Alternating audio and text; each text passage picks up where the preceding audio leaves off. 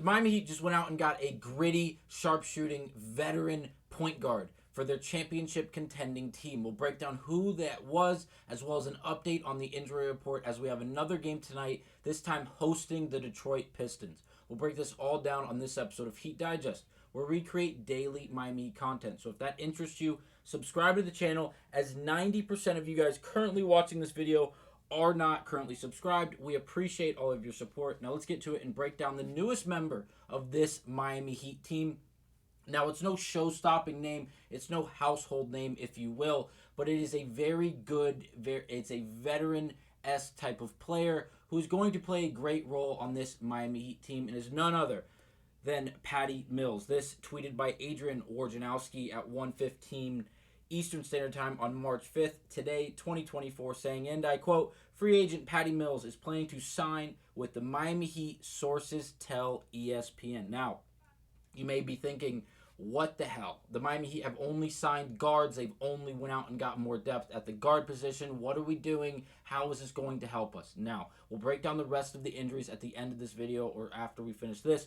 But the point is, I think it's a good signing. And the reason being is because we know Rozier just came back from injury and it was a knee injury. It's nothing we really want to play with. Josh Richardson, who's going to be out for what we're assuming is going to be an extended amount of time with the shoulder injury, is listed at the second string point guard position, as well as Tyler Hero. I know here on this graphic for the depth chart, he's listed as the fifth string, but I believe that is due to the two most recent signings, as well as the fact that he's also injured.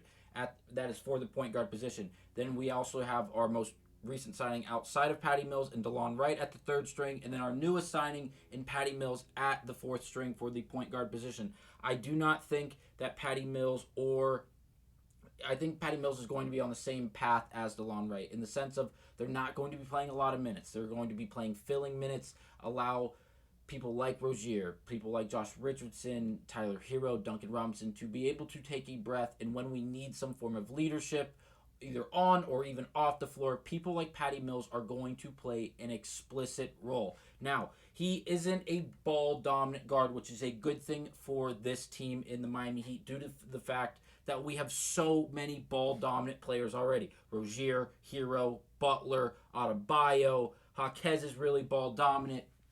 Really a lot of ball-dominant players. So Patty Mills is going to come in. He's going to be a leader not only on the floor but off the floor because he has so much experience. This is now his 14th year in the NBA. And if you don't remember, I know it shows him playing the first 2 years in Portland, which is obviously true. The years after that, from 2011 to 2021, he was a San Antonio Spur. And if you were not a Miami Heat fan during this time period of the 2011 to roughly the 2015, 16, 2016, 17 seasons, Patty Mills in that San Antonio Spurs team gave our Miami Heat teams issues year in and year out. Yes, there was years we beat them, but there was also years they beat us, and Patty Mills was not only involved in that team, but other teams where the San Antonio Spurs with Tim Duncan, Manu Ginobili, Tony Parker, Greg Popovich, all these great players, Kawhi Leonard, Boris Diaw, all these awesome players. There was great teams to watch, but Patty Mills was heavily involved on those teams. He obviously was not a ball-dominant player. He wasn't scoring the ball every time down the floor. He was playing in a system that, don't get me wrong, he was playing his role, but he was never that guy. He wasn't the Tony Parker of that team, if you will.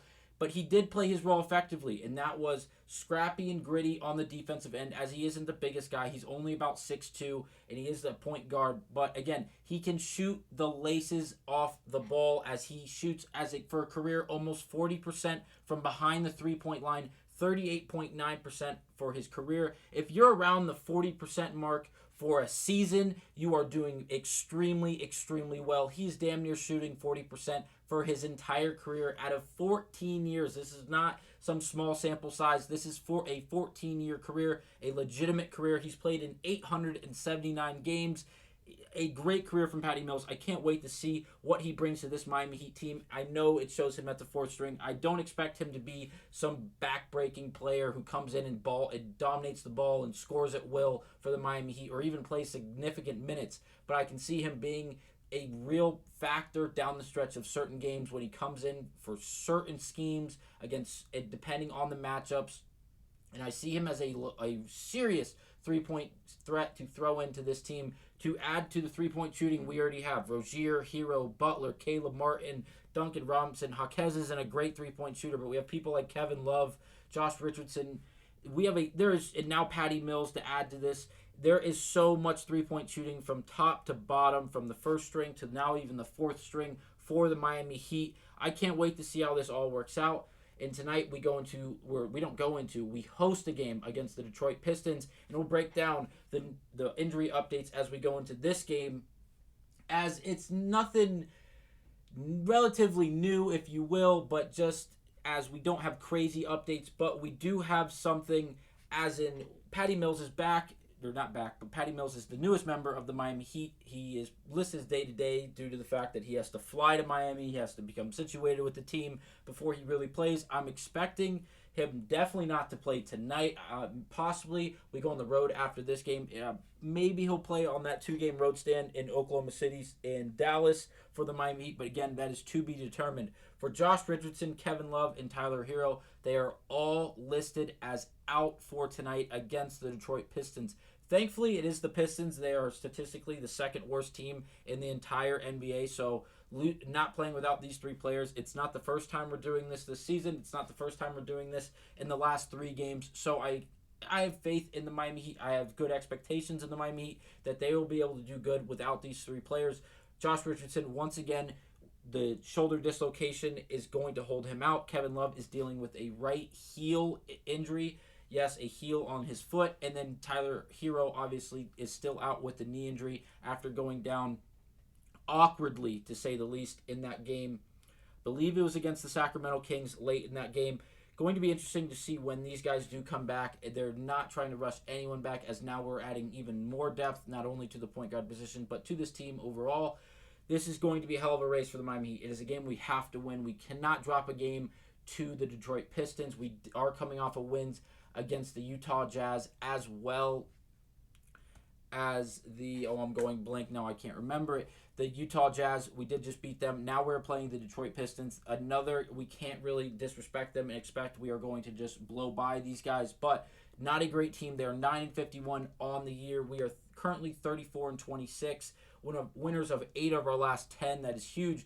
And this Eastern Conference race is a total shit show. The New York Knicks are 12.5 games back from the first spot. And then we have Philly at 13 games back. Orlando a half game ahead of us at 13.5 games back. And the Miami Heat sitting at 14 games back. It's going to be very interesting. The Cavaliers play tonight. They play the Celtics, who are obviously the 1 seed. So we have 1 and 3 playing tonight, as well as the Magic playing tonight, the 76ers playing tonight, as well as the Knicks and the Pacers all active tonight in basketball games.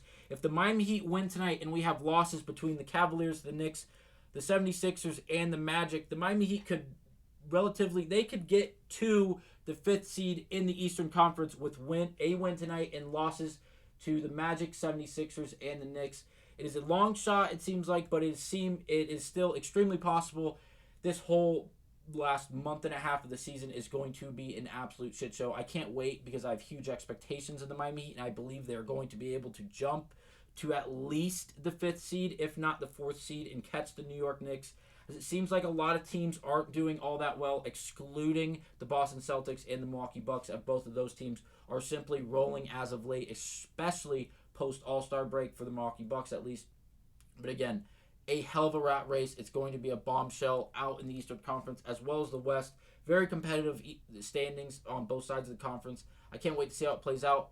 Can't wait to see how Patty Mills does in a Miami Heat uniform. Let me know down in the comments what you guys think of this signing by the Miami Heat. Let me know if Patty Mills is a good thing or a bad thing. Thanks for watching this episode of Heat Digest. I'll see you guys on the next one.